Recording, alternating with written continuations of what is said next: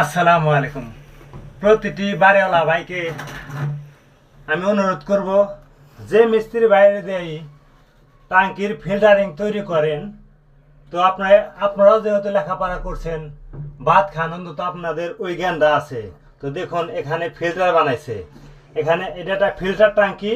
তো টাঙ্কির যে ডেলিভারি একটা পাইপ আউট হয়েছে, অর্থাৎ রুমে রুমে গেছে, টয়লেটে কিচেন রুমে পানি সাপ্লাই দিছে।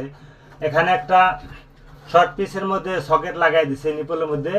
এই সকেটের মুখে দেখেন এই যে নেট কাপড় পরাই দিছে, এবং এটা ফিল্টার করেছিল বালু খোয়া দিয়ে মিক্স করে, ভুল কাজ করেছিল। তো আপনারা বলেন, পানি যদি এখানে ফিল্টার হয়, কি এই পাইপটাতে কি পানি পড়বে? তো আপনাদের কাছে অনুরোধ, আপনারা কাজ করুন, গুণগত ভালো মানের ভালো মিস্ত্রিতে কাজ করাবেন, টাকা দূরে বেশি যায়। টাকার দিকে তাকাচ্ছেন তো আপনার এদিকে লস হয়ে যাবে।